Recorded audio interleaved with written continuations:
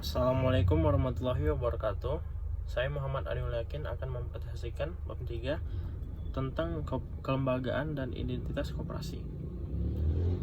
Poin pertama, ada unsur-unsur kelembagaan koperasi. Yang kedua, koperasi sebagai sistem ekonomi, gerakan ekonomi, badan usaha. Yang ketiga, definisi koperasi dalam berbagai dimensi. Yang keempat, prinsip dan kegiatan swadaya koperasi. Yang kelima, landasan dan asas, fungsi dan peran tujuan koperasi. Yang keenam, penggolongan, ciri-ciri dan aliran-aliran koperasi. Yang ketujuh, Undang-Undang Koperasi Nomor 17 Tahun 2012 dibatalkan Mahkamah Konstitusi. Kelembagaan koperasi. Awalnya, kelembagaan koperasi memerankan berbagai kegiatan ekonomi melalui keunggulan komparatif,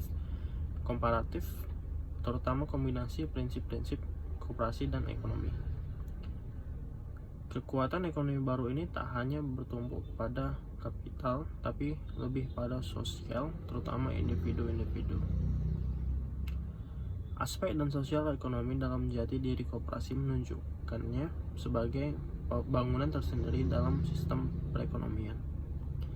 Meski dimanifestasi oleh kelompok sosialis, yaitu ada Owen King, Howard Raifesin, Schools, dan lainnya, koperasi adalah kekuatan baru.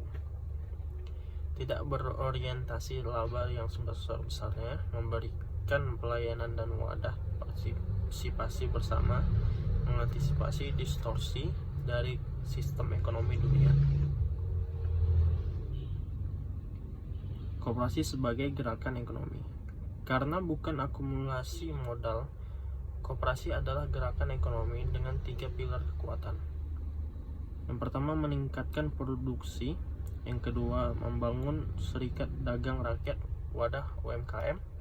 Yang ketiga, mendorong lembaga keuangan mikro dan membentuk induknya agar perputaran dana semakin meluas lintas kecamatan dan kabupaten kota, bahkan lintas provinsi.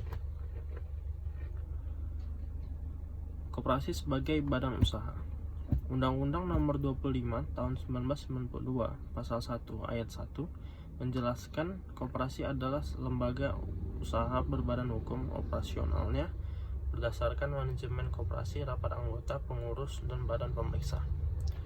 Status hukum koperasi sama dengan badan usaha lain, tunduk pada peraturan-peraturan tentang kewajiban badan usaha pemiliknya, akta pendirian, NPWP, TDP, SIUP, dan sebagainya.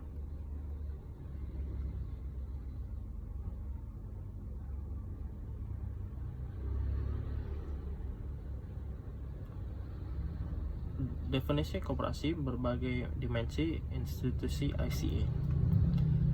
ICA mendefinisikan koperasi sebagai asosiasi otonom dari individu-individu yang tergabung secara sukarela untuk memenuhi kebutuhan dan aspirasi yang sama melalui perusahaan-perusahaan yang dimiliki dan diawasi secara demokratis.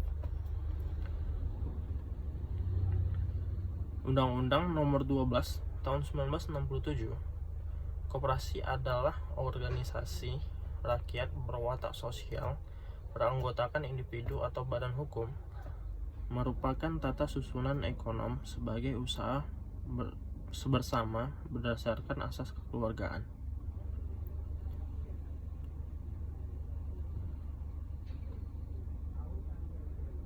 Landasan dan asas koperasi. Meski lahir sebagai perlawanan terhadap ketidakadilan ekonomi kapitalis, perkembangan landasan asas maupun tujuan koperasi sangat tergantung pada lokasi. Di Indonesia, ini diatur dalam Undang-Undang Nomor 25 Tahun 1992. Landasan koperasi di Indonesia adalah Pancasila dan Undang-Undang Dasar 1945, yang secara umum mengatur mekanisme dan hubungan ekonomi. Fungsi dan peran koperasi. Yang pertama, membangun dan mengembangkan potensi dan kemampuan ekonomi anggota dan masyarakat untuk meningkatkan kesejahteraan ekonomi dan sosial. Yang kedua, berperan serta secara aktif dalam meningkatkan kualitas kehidupan manusia dan masyarakat. Yang ketiga, memperkokoh perekonomian rakyat sebagai dasar kekuatan dan ketahanan perekonomian nasional. Yang keempat, mewujudkan dan mengembangkan perekonomian nasional, usaha bersama berasas kekeluargaan dan demokrasi. Meski peran dan fungsi koperasi sangat ideal bagi pengembangan UMKM, kenyataan belum mampu mengakomodasi persoalan UMKM.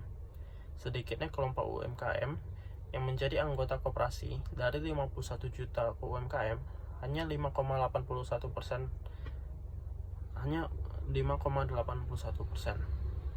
Artinya, sebagai besar UMKM menganggap koperasi belum dapat mewadahi pengembangan UMKM, terutama dalam keunggulan kompetitif. Tujuan koperasi menurut Undang-Undang Nomor 25 Tahun 1992 Pasal 3, yang pertama memajukan kesejahteraan anggota dan masyarakat, yang kedua membangun tatanan ekonomi, yang ketiga mewujudkan masyarakat adil dan makmur sebagai perekat kepentingan ekonomi mereka dengan mewadahi akumulasi individu sebagai kekuatan sosial tolong-menolong dalam menghadapi kekuatan kapital.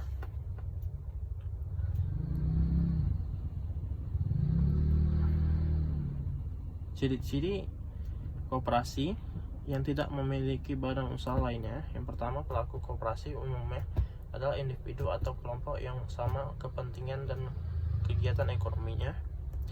Yang kedua, motif kerja koperasi adalah tolong-menolong, meminimalkan kelemahan di antara anggota terutama pada produksi, modal, dan pasar.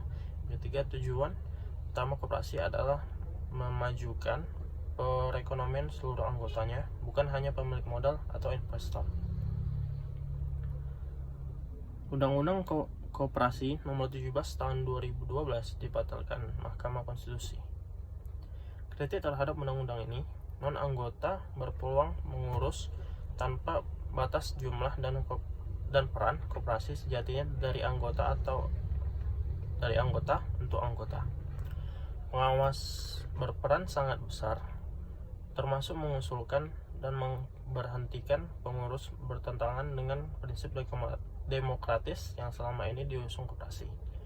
Yang terakhir, pihak luar berpeluang mengintervensi, termasuk pemerintah dan pihak asing, melalui permodalan sejatinya. Modal utama koperasi bersumber dari anggota. Sekian presentasi saya. Assalamualaikum warahmatullahi wabarakatuh.